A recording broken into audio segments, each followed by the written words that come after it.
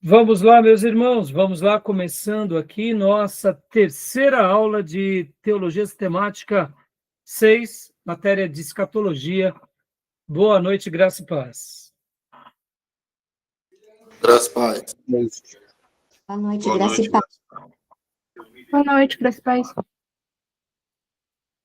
Hoje é a nossa terceira aula e hoje nós estaremos trabalhando aqui sobre algumas partes da escatologia que eu diria que são muito interessantes, muito importantes. Hoje nós não pegaremos o nosso livro-texto, né, o livro-texto do nosso querido Gruden, Wayne Gruden.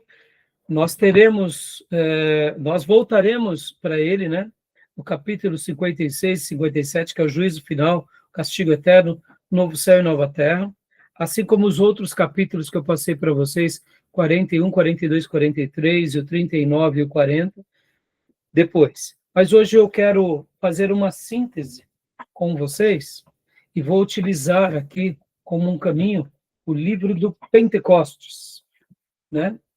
De Pentecostes. E a gente vai utilizar ele um pouco, e eu não só utilizarei ele, mas eu também utilizarei o material do Laurence, Plano Divino através dos séculos, aquele mapa, que é baseado num livro dele, né? Eu estarei fazendo aqui um suprassumo daquele livro, e a gente vai estar trabalhando aqui alguns pontos. Hoje eu quero falar um pouco com vocês sobre a interpretação das profecias. Depois eu quero falar também um pouco sobre essa leitura das eras, ou dispensações, ou alianças. Quero tocar também no assunto sobre as 70 semanas de Daniel. Quero fazer um corte. E, por último, a gente vai ir ali para as 7 cartas do Apocalipse. Então, hoje essa vai ser a nossa temática. Tá bom, meus irmãos? Já oramos, né, como é o nosso costume. As nossas aulas estão sendo gravadas para abençoar vocês. Essas aulas servirão também como apoio aos alunos em AD. E gravamos para abençoar o maior número de pessoas, tá bom? Então, vamos lá? Hoje eu vou falar sobre as 7 cartas do Apocalipse. Então, vamos ler aqui, irmãos, Apocalipse capítulo 2, a primeira carta, que é a carta de Éfeso, né? Vamos ler aqui Apocalipse 2, e logo na sequência a gente já vai para o material. Apocalipse capítulo 2. Quem quiser, por gentileza, leia para nós Apocalipse 2. A gente vai falar hoje um pouco, né, sobre as 7 cartas. Quero trazer aqui também um material que eu estive fazendo uma breve pesquisa aqui no Gemini, né? Quero até dar um caminho para vocês, como utilizar as inteligências artificiais. É claro que, irmãos, não só como as inteligências artificiais até o momento, mas também o Google, a gente tem que saber utilizar, a gente tem que saber filtrar, porque tem muita informação e nem por isso toda informação é boa. Aliás, eu diria muita coisa, né, que a gente acessa ali na página de busca do Google, eu diria, carece de uma leitura mais aprofundada, tá bom? Existem o Google Acadêmico, que seria a parte mais voltada mesmo à academia, ao estudo, que eu indico para vocês. E agora a inteligência artificial, né? Temos várias IAs, e eu fiz umas consultas hoje aqui pelo Gemini, eu achei muito interessante, e a maneira em que ele resumiu, mas como vocês sabem, a inteligência artificial está sendo alimentada, e ela é útil agora, mas ela pode ser perigosa amanhã, né? Por quê? Porque se ela for alimentada com viés errado, com uma ideia distorcida, ela vai nos trazer a informação distorcida. De uma forma inicial assim, eu achei até interessante, então eu até criei aqui um materialzinho baseado com ela para a gente poder seguir aqui como um material de apoio, tá bom? Então, um irmão ou uma irmã, leia para nós aqui Apocalipse capítulo 2, do versículo 1 ao versículo de número 7, por favor. Vou ler aqui, pastor. Por favor. Do 1 ao 7. Isso. Ao anjo da igreja em Éfeso escreve: Isto diz aquele que tem à sua destra as 7 estrelas que andam no meio dos 7 candeeiros de ouro. Conheço as tuas obras, o teu trabalho e a tua perseverança. Sei que não podes suportar os maus, que pusestes à prova os que se dizem apóstolos e não o são, e os achastes mentirosos. E tens perseverança, e por amor do meu nome sofreste, e não desfaleceste. Tenho, porém, contra ti, que deixaste o teu primeiro amor. Lembra-te, pois, de onde caíste, e arrepende-te, e pratica as primeiras obras. E se não, brevemente virei a ti, e removerei do seu lugar o teu candeeiro, se não te arrependeres. Tens, porém, isto, que aborreces as obras dos nicolaítas, as quais eu também aborreço. Quem tem ouvidos, ouça o que o Espírito diz às igrejas. Ao que vencer, dar-lhe-ei a comer da árvore da vida que está no paraíso de Deus. Ótimo, obrigado, Tomé. Pedi para o nosso irmão ler aqui esse material, porque no mapa, que é o mapa, o plano divino através dos séculos, do nosso irmão Laurens, ele trata aqui, esse é um material, irmãos, especificamente dispensacionalista. Ele trata das dispensações, né? Então, hoje nós estaremos trabalhando aqui tanto no aliancismo quanto no dispensacionalismo. E, como eu disse, ele trabalha aqui, eu não sei se vocês notaram nas últimas aulas, aparece aqui essa parte em amarelo, que seriam as 7 cartas do Apocalipse. Podem ver. Jesus, né? Aqui seria um quadro de Jesus, né? Pode ver que aqui ele está entre os 7 candeeiros, ele segura nas suas mãos as 7 estrelas, e aí começa aqui cada uma das cartas, cada uma das igrejas. Eu não sei se vocês já ouviram, mas segundo essa teoria dispensacionalista, ela vai dizer o seguinte, que cada uma dessas igrejas é uma era. Já ouviram falar sobre isso? É uma leitura bem interessante. Hoje a gente vai falar bastante do aliancismo e do dispensacionalismo, então a gente vai voltar depois para trabalhar um pouco sobre essa interpretação, tá bom? Então, mas só fiz questão de ler, porque essa interpretação ela é muito curiosa, ela é interessante, não estou dizendo que ela seja a mais fidedigna, tá bom? Mas é interessante. Eu gostaria de ler um outro texto bíblico agora, meus irmãos, com vocês. Mateus, capítulo de número 2, Tomé. Leia para mim, Mateus 2.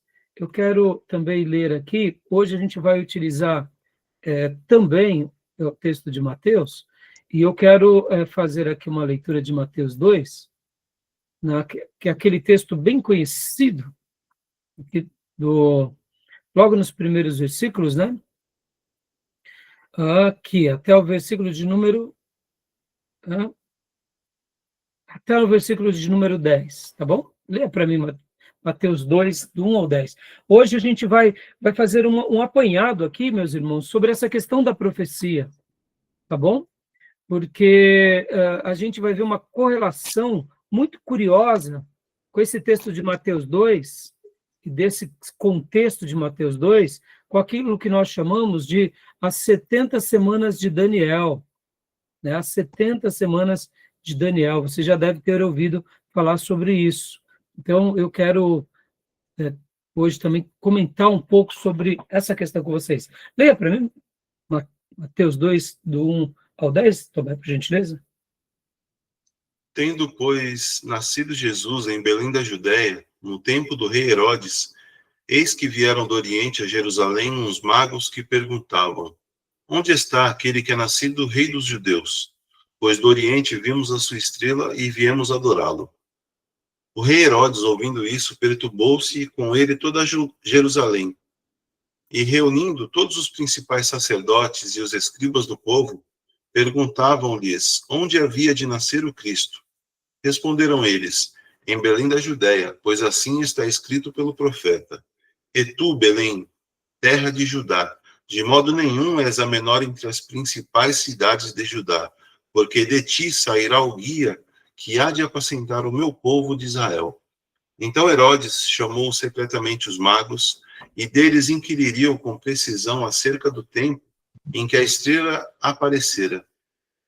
E enviando-os a Belém, disse-lhes: Ide e perguntai diligentemente pelo menino. E quando o achardes, participai-mo, para que também eu vá e o adore. Tendo eles, pois, ouvido o rei, partiram.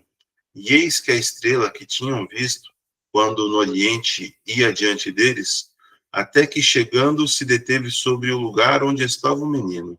Ao verem eles a estrela, regozijaram-se com grande alegria. Ótimo, até aqui. Eu fiz questão de pedir para ler esse texto, porque, como eu mencionei para vocês, no material que nós estaremos também avaliando hoje, quando falarmos sobre as 70 semanas de Daniel, esse episódio vai ser muito curioso também, tá bom? Hoje, nós estaremos estudando um pouco essas duas linhas, essas duas correntes, que é a corrente do aliancismo e do dispensacionalismo, para a gente poder aprender aqui e extrair algumas coisas. Agora, olha só que curioso, irmãos. Nas próximas aulas, eu também quero poder traçar, assim, algumas outras interpretações e outras escolas com vocês. Por exemplo, talvez vocês já ouviram falar que o livro tanto do Apocalipse, ele tem que ser lido e interpretado como um livro alegórico, e que cada trombeta, que cada castigo, né, cada taça, cada selo, representa a mesma coisa. Ou seja, é o mesmo castigo que virá sobre a terra, só que sendo apresentado de outra forma. Assim como também a tribulação. Ao mesmo tempo que a gente lê Apocalipse, nesse contexto de alegorização, dando a ideia de que se trata do mesmo assunto, não são outros assuntos. Então, percebam, a gente não vai aqui fechar, né, tudo, a gente vai deixar aberto, e só para eu iniciar esse momento aqui, até mesmo se baseando no texto que acabamos de ver, o episódio aqui, que a gente acabou de ver, dos magos, olha só que interessante, irmãos.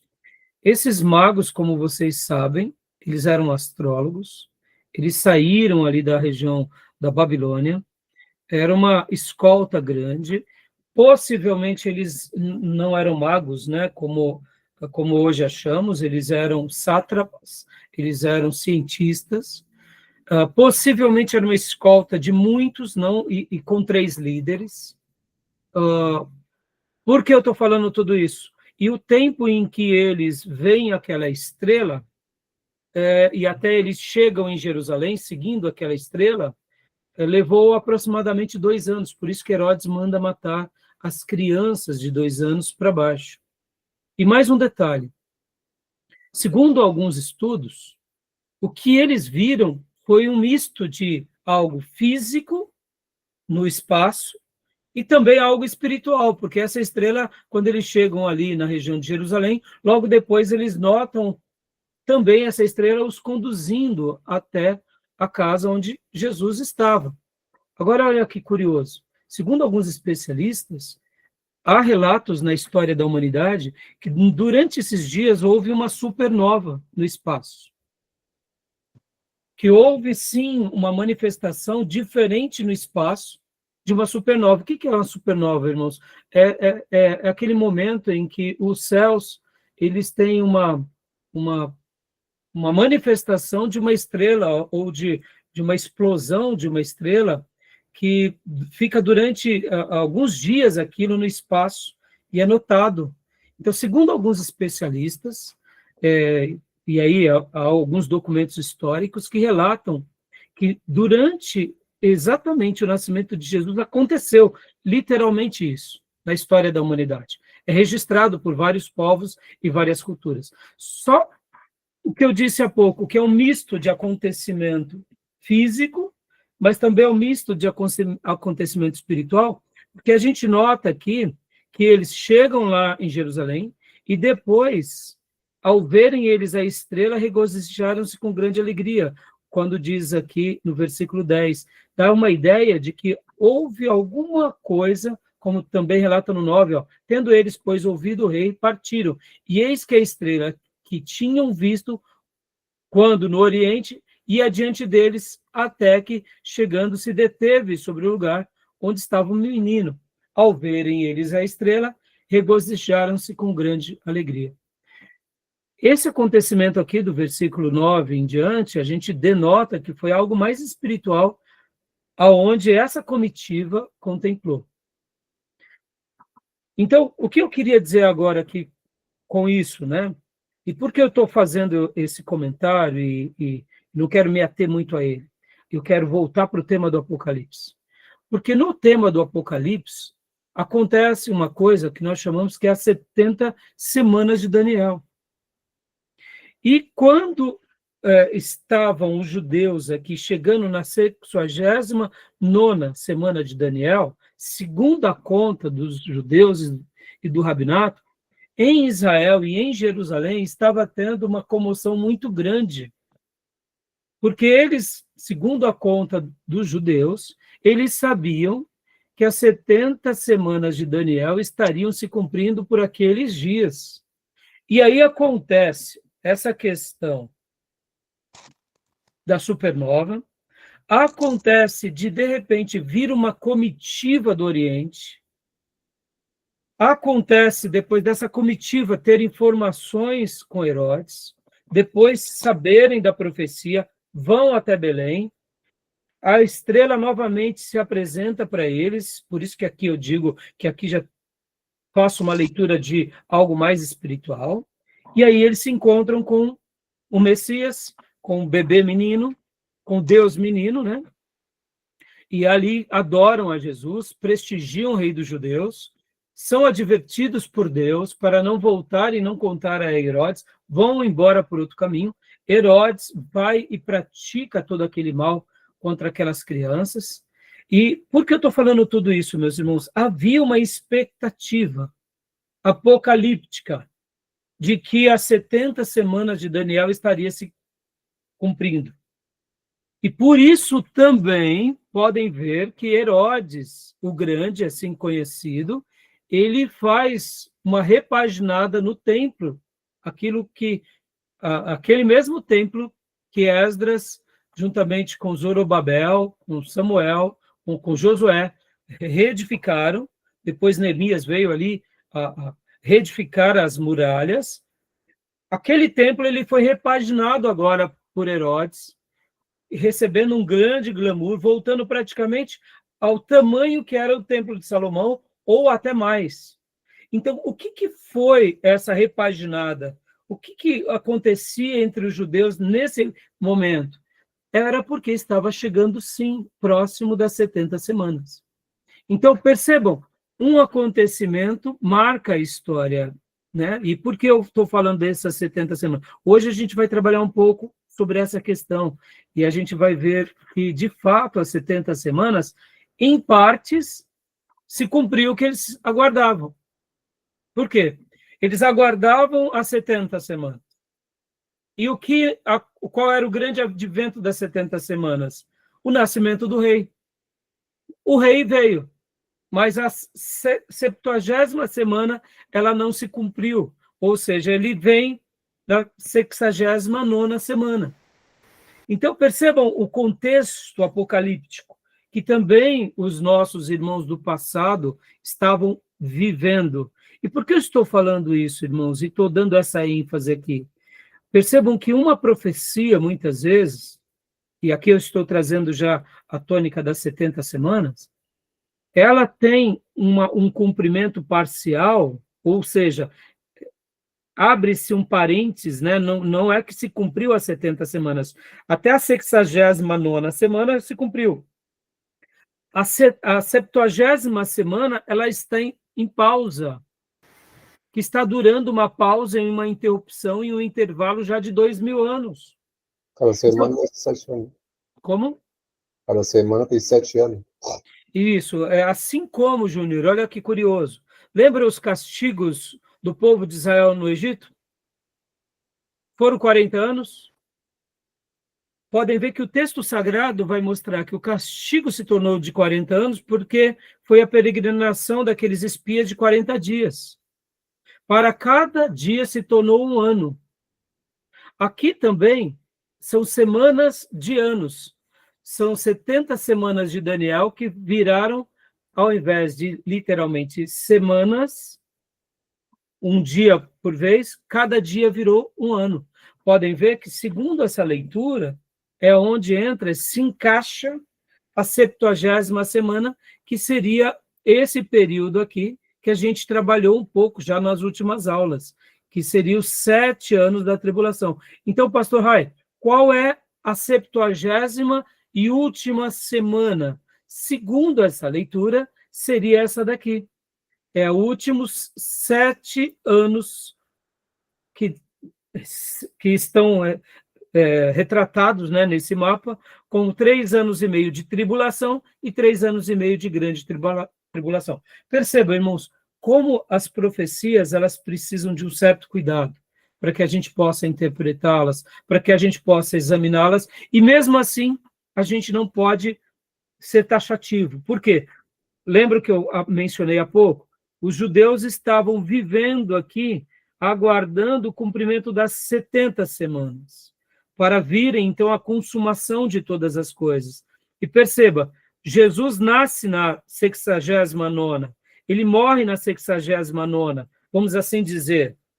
Ele nasce próximo à 69ª, mas ele morre, ou seja, ele praticamente para aqui na 69ª. E aqui nós estamos no intervalo de 2000 anos, numa pausa. Por isso que essa leitura ela é muito interessante. E assim como as 70 semanas é um mistério para nós, tudo que se trata das profecias se torna muito misterioso, muito enigmático. Então a gente vai aprendendo, a gente vai avaliando, a gente vai orando e deixando o Senhor, que é o Senhor da história, realmente concretizar isso entre nós. Nós não taxamos, será assim. Por isso que nas minhas primeiras aulas eu falei que essa leitura, que é uma leitura mais dispensacionalista, é uma leitura que pintou os quadros, ela tem a sua utilidade, sim, mas ela perde a sua utilidade quando a gente literalmente diz que assim será. Ora, se o texto bíblico não disse que assim será, quem somos nós para dizer isso? Então, nós devemos ler da seguinte forma: é uma avaliação, é uma pressuposição, deduzimos que deve ser assim. E aí a gente vai trabalhando e aguardando o agir de Deus na história, tá bom?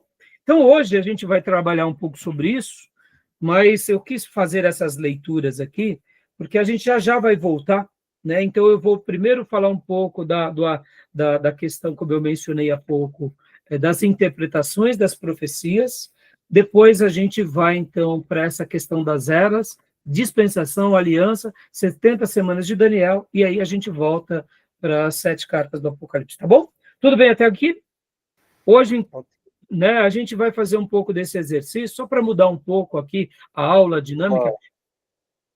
Por essa teoria, então, cumpriu 69 semanas, né? Falta mais uma, né?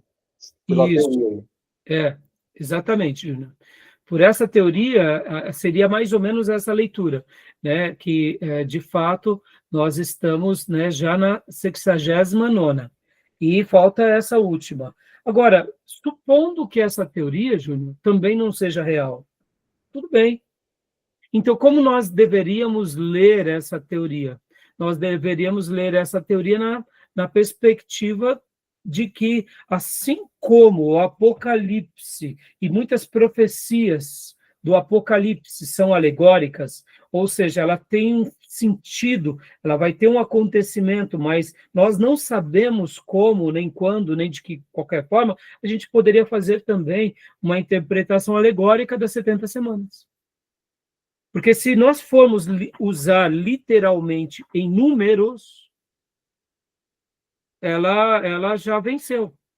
Porque se eram 70 semanas de anos, já deu a quantidade de anos. Logo, então, ela não se cumpriu. Então, o problema de ser fatalista é esse. Então, quando nós vamos para a literalidade da profecia, nós construímos, nós chegamos a... Deixa eu até melhorar aqui o mapa, aqui, só para vocês terem uma ideia. A gente vai voltar já já, mas quando a gente vai para a literalidade, Júnior e irmãos, é como se fosse aqui, quando essa profecia das 70 semanas começa, ela começa aqui com Zorobabel, começa aqui no regresso do povo de Deus da Babilônia para Jerusalém. Quando eles começam aqui e que eles constroem o templo, é nesse episódio. Então, ela vai se desenvolvendo cada semana. Então, o que os judeus fizeram? Os judeus tiveram uma auto-perspectiva, porque na somatória deles, aqui já estava nas últimas semanas. E era uma das explicações também do porquê, pode ver, nós temos o quê? Nesse período que foi chegando, vocês que já fizeram aqui, introdução ao Antigo Testamento, a gente tem a revolta dos Macabeus. Lembra? Que o templo ele tinha sido helenizado. Nós temos a figura de Antíoco Epifânio, que faz um sacrifício de um porco no altar, ou seja, uma blasfêmia. Aí temos a revolta dos Macabeus, ou seja, houve um regresso à adoração ao Deus de Israel, houve aquele declínio com a helenização, os próprios judeus foram se afastando do verdadeiro culto a Deus, mas aí depois os próprios Macabeus, na história do livro dos Macabeus, e aí onde entra, né, a história do livro de Macabeus tão importante, houve o que? Esse regresso, inclusive com Seleucidas. Essa família restaura ali o quê? O zelo à casa de Deus. E aí vem toda essa história, e tudo isso, querendo ou não, historicamente, foi o quê? Também uma maneira em que eles foram, eu diria, se aproximando desse episódio das 60 e poucas semanas até as 69 semanas. Restauração de Jerusalém, né? Exato. E aí vem Herodes como uma figura política debaixo do governo romano, sabendo que Herodes ele era misto, ele não era um judeu samaritano, né? Praticamente, né? Ele tinha ali os parentescos não com os samaritanos, mas salvo engano com os edonitas, né? Então a família herodiana não era uma família judaica pura. Então, mas percebam que a atitude de Herodes não era uma atitude apenas de um líder político. Ele queria também ser um líder religioso. Podem ver que a maneira em que ele recebe os magos foi frustrante para ele, porque ele não queria disputar o trono do reinado entre os judeus com outro bebê recém-nascido. Tanto é que ele manda matar, né? O infanticídio que ele pratica. Olha que interessante. Então, Herodes, mesmo ele não sendo de uma linhagem judaica, de uma linhagem real, mas ele se autodenominava. Então, ele prepara o templo também para a sua coroação. É isso que nós deduzimos, né? Diga, Júnior. Esse Herodes é o grande? É o grande. Restaura o templo nesse período? Exatamente, é o grande, Júnior. Okay. Então, olha só, é um cenário muito interessante. E pode ver que nesse cenário, a restauração do culto não estava apenas, olha que interessante, em Jerusalém. A restauração do culto estava entre todos os judeus e até mesmo nos prosélitos espalhados aonde? Espalhados onde eles estavam. Esses magos que vêm do Oriente, percebam que eles seguem uma estrela. O que nós deduzimos é que entre eles havia uma profecia de que quando acontecesse um sinal dos céus, o rei nasceria. Aí eu pergunto para vocês, olha como é complexo, irmãos. Aonde está essa profecia de seguir a estrela no Velho Testamento? Vamos lá, alguém já pesquisou isso? Alguém já viu algo desse tipo? Pastor, Abraão não, né? Igual Abraão? Não, eu pelo menos não lembro, né? Qual que seria que você está falando com Abraão? Não, porque nas vezes que Deus falava com Abraão, ele sempre falava sobre as estrelas, né? Sim. É. Não, na realidade, Diego, eu fiz essa Eu acho pergunta. que não tem, não, né? Isso, é exato. Eu fiz essa pergunta como uma pergunta de retórica de propósito. Porque assim como o tanque de Betesda, percebam, irmãos, o tanque de Betesda, que João registra, quando o Senhor faz aquele milagre, ele não diz que ali era uma prática pagã. Ele não nega o fato. E aonde está no Velho Testamento que Deus mandou construir um tanque com tantos portais e que lá viria um anjo esporádico e que curaria as pessoas? Aonde está isso no Velho Testamento? Tem alguma passagem? Não tem. E se tivesse um texto, ou eu deduzo, agora são deduções minhas, tá, irmãos? Eu deduzo que Deus fez alguma coisa no meio deles e autenticou ou usou alguém, ou quem sabe um profeta, ou realizou um milagre e depois replicou o milagre e ali ficou um fato. Podem ver que quando Jesus vai ao tanque, Jesus não diz para o paralítico de 38 anos que ele está falando besteira.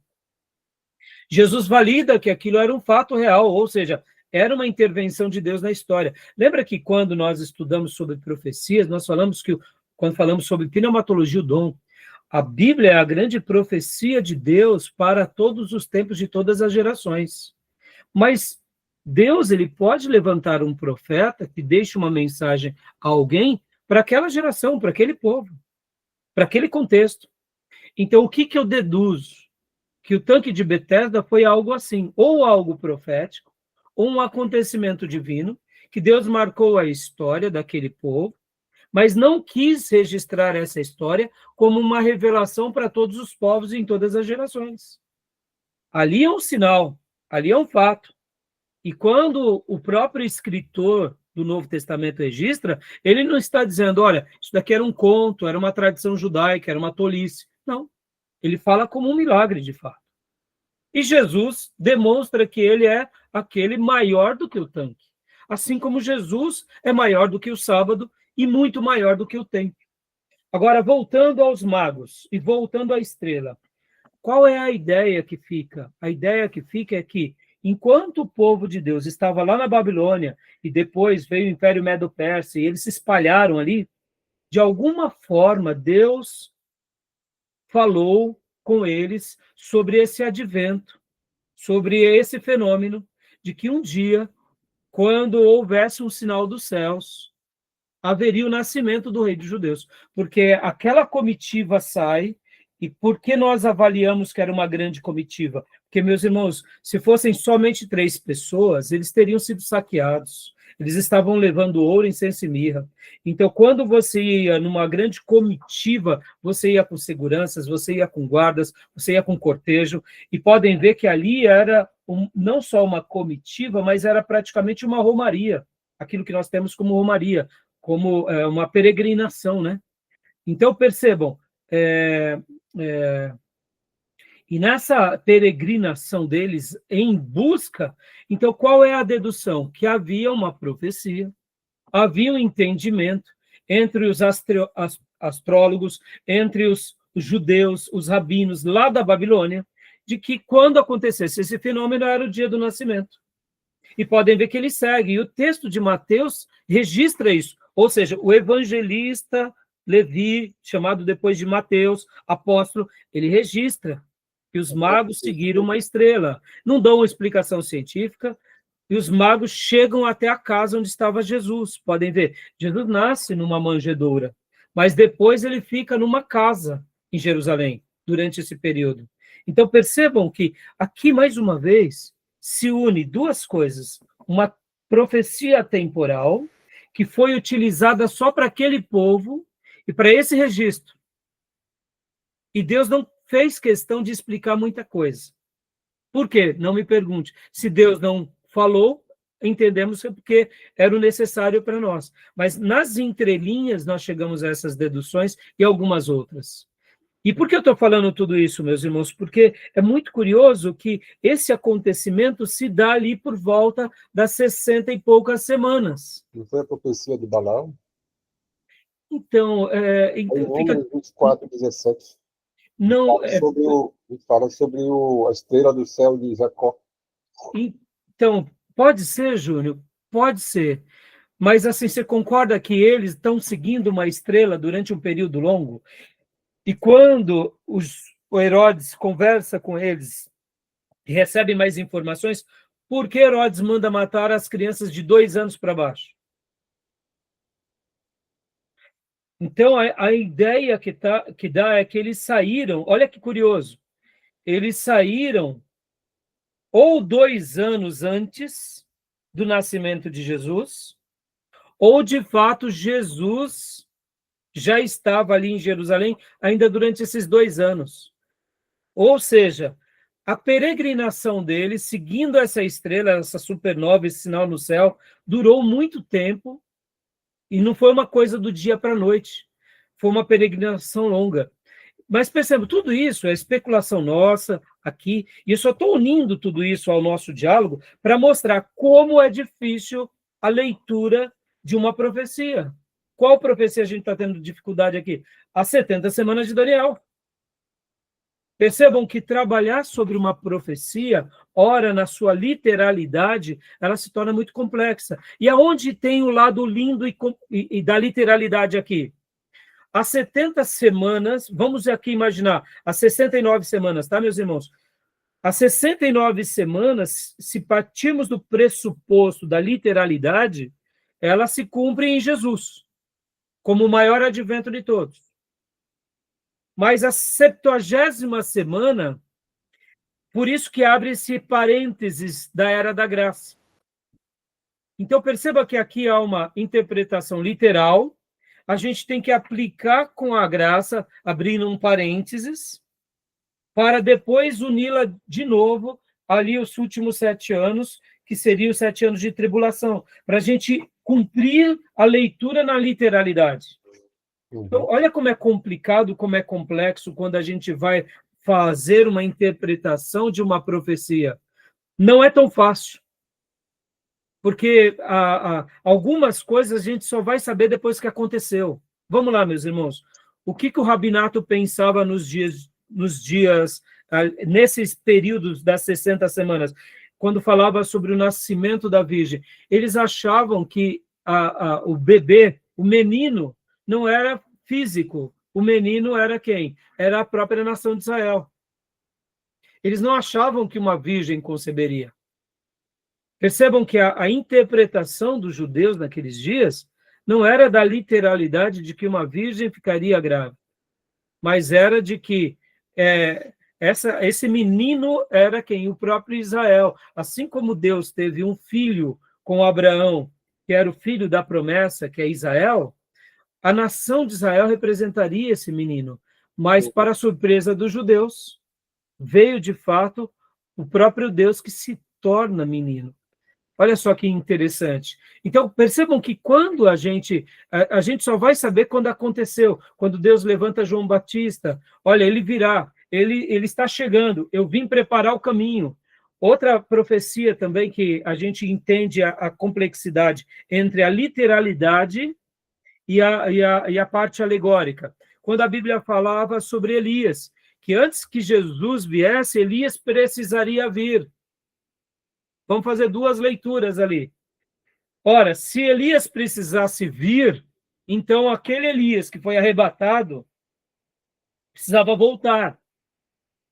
E quando João Batista veio, depois Jesus valida, dizendo que essa profecia se cumpriu, porque João Batista era o Elias. Ou seja, a literalidade não estava na pessoa, a literalidade estava o quê? Na unção do profeta.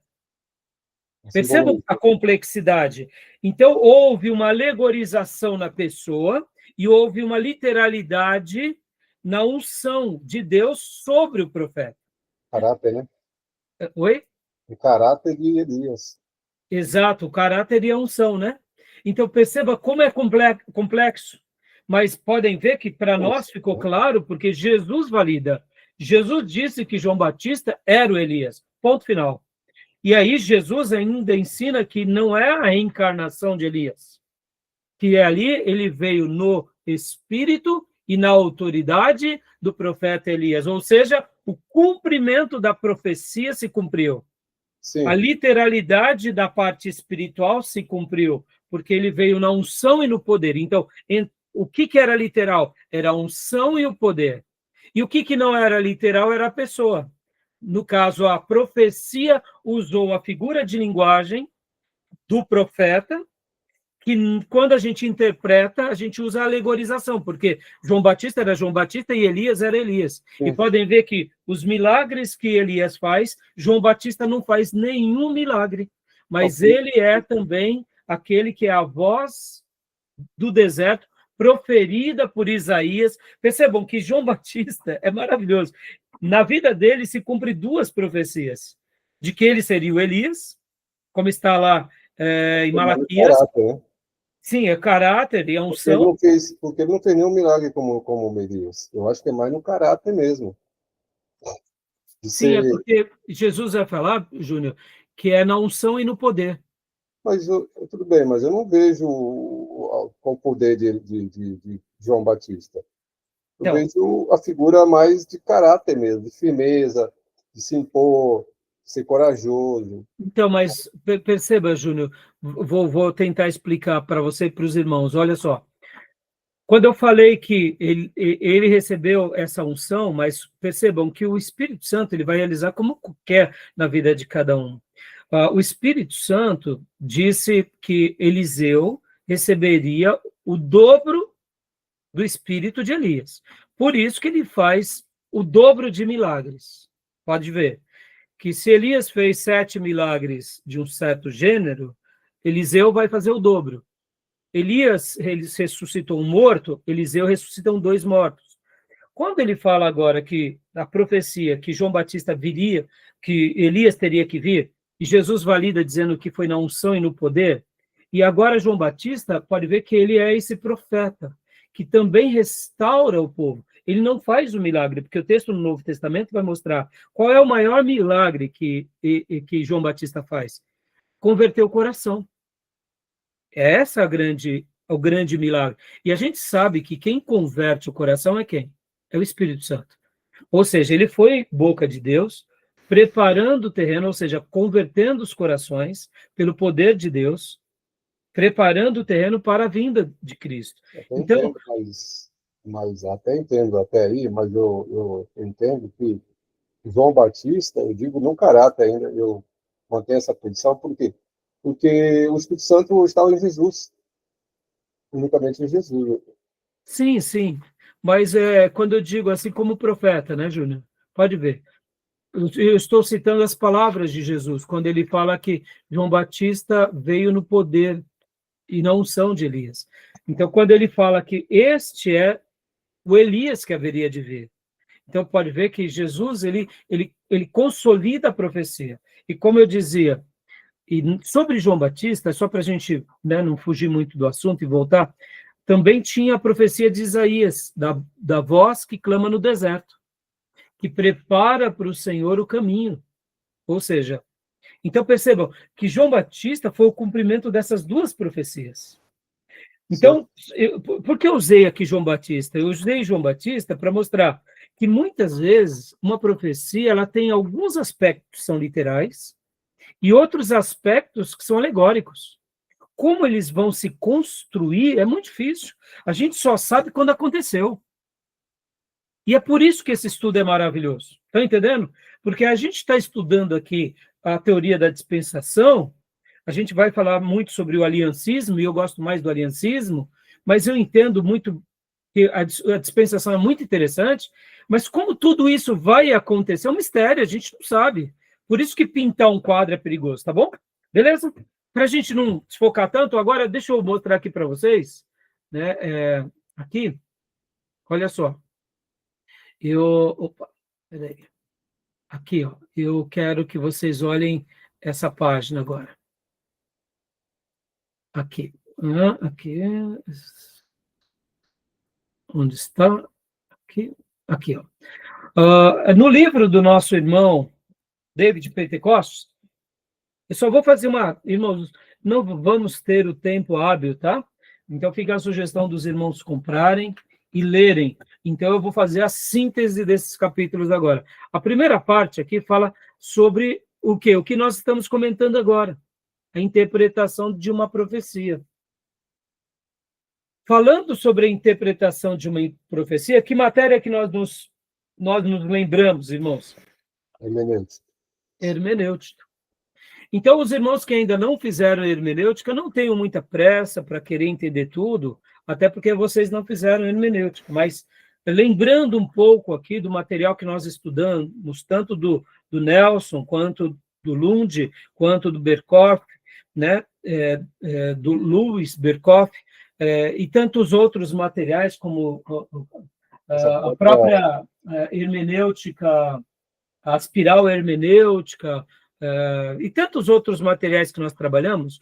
Então, eu queria só rapidamente O aqui... João Batista está no escopo da interpretação, da hermenêutica. João Batista está na hermenêutica, Júnior. Você entende? João Batista, e aqui, olha só, olha que mesclado interessante, né? A gente está fazendo uma leitura, uma interpretação hermenêutica de uma profecia, ora é literal e ora ela é alegórica.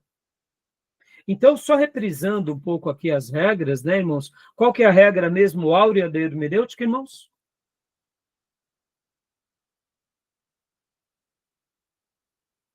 Que a Bíblia... Interpreta a própria Bíblia? Parabéns, Beatriz. É isso aí, filha. A Bíblia interpreta a própria Bíblia. A regra áurea. E a primeira regra, né? Nós precisamos o quê? Lembra daquela construção bem objetiva que eu passei aqui em várias vezes para vocês? Tudo começa com... Entender a palavra? Palavras, no seu sentido usual e comum. Palavras, a primeira regra. Palavras, no seu sentido usual e comum, ou seja, João Batista é João Batista, Elias é Elias. A unção é unção. É profeta, ou seja, palavras usual e comum. Primeira regra. Segunda regra. Aí, essas palavras agora serem entendidas em que forma? Vamos lá? Frases? Nas frases, exatamente. Ou seja, essas palavras, elas estão num contexto, ou melhor, elas estão numa frase. Então, percebam, a gente falou aqui das 70 semanas de Daniel. Então, num primeiro momento, qual é a nossa ideia? E é por isso que esse livro, e eu disse para vocês desde o primeiro dia de aula que eu gostei muito dele, porque ele vai ter um cuidado, o quê? De explicar a interpretação de uma profecia.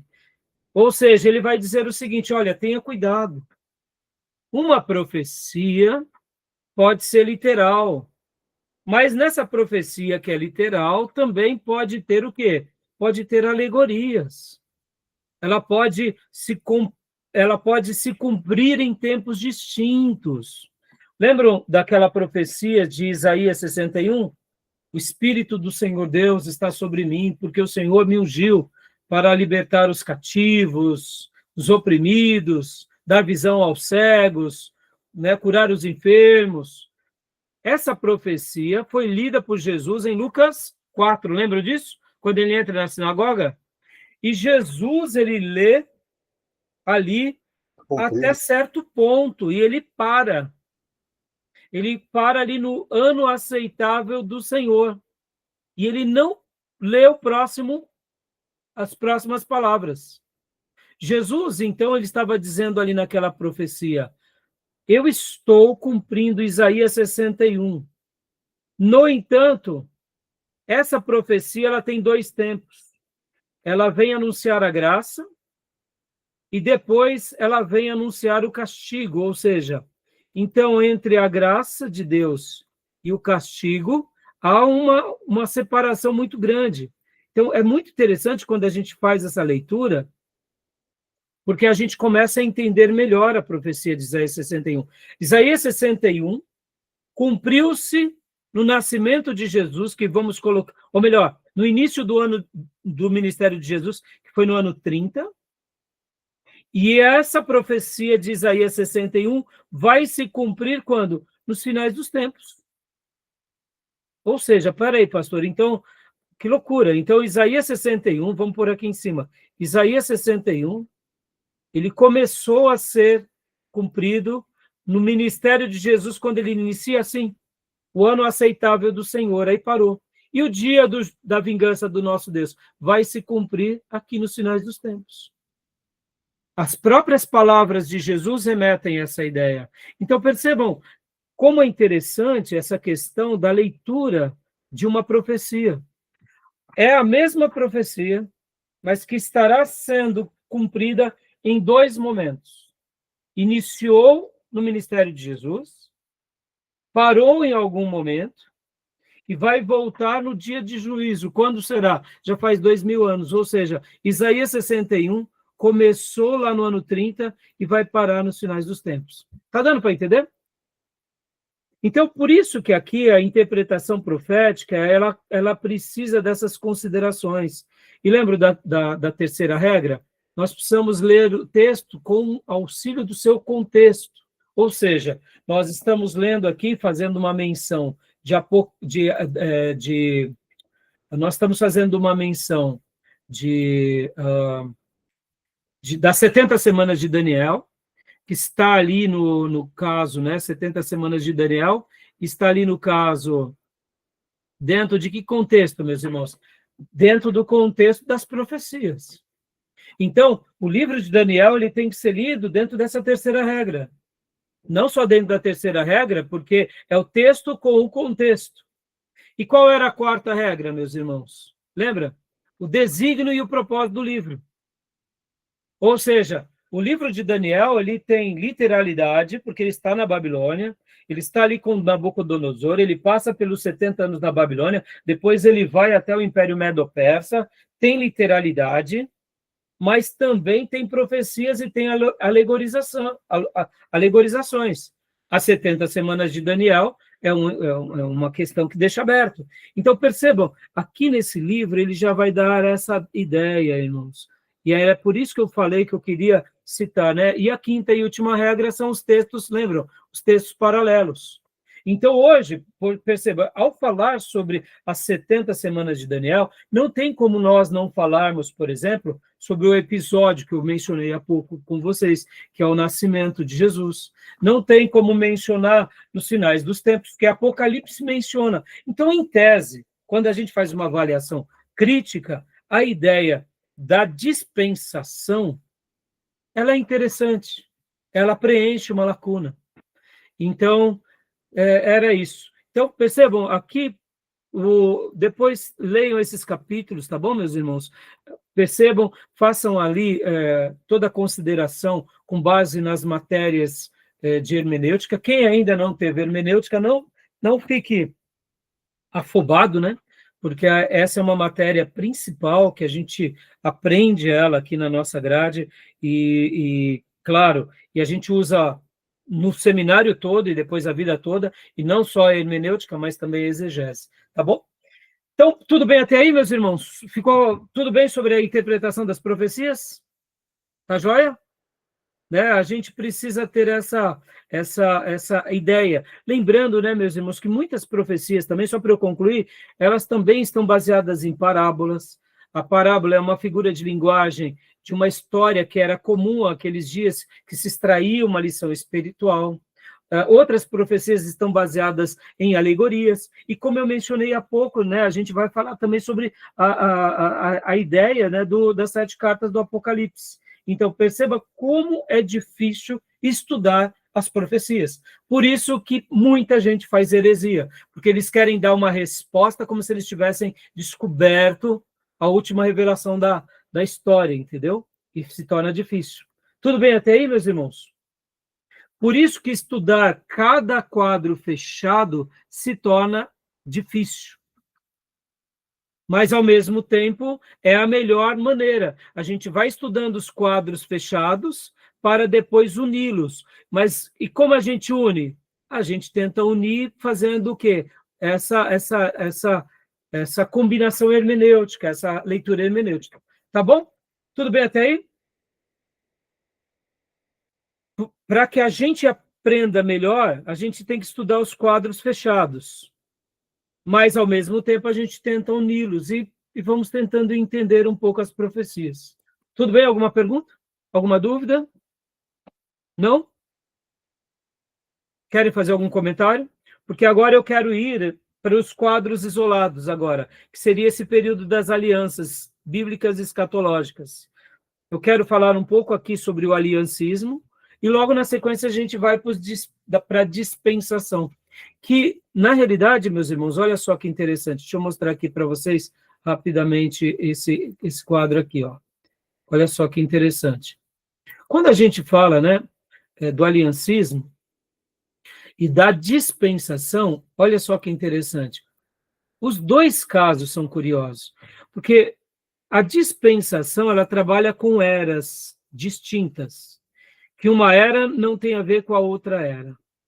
E a aliança, ela trabalha mais dentro de algo voltado ao seguinte, que Deus faz uma aliança aqui com seus servos, e depois ele retorna e faz uma outra aliança com os seus servos de uma outra geração. E aí ele vai fazendo alianças, e aqui estamos na nova aliança.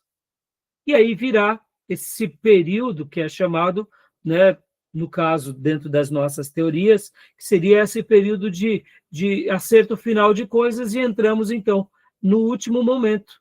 Então, a ideia da aliança ela é um pouco mais doce, porque é como se fosse a evolução de algo que Deus começou lá no Éden, que Deus estabelece depois com Abraão, que vem tendo continuidade com o povo de Israel, com a igreja, e aí retorna para o povo de Israel e fecha-se o ciclo. O aliancismo, para mim, ele é muito mais escriturístico do que o dispensacionalismo.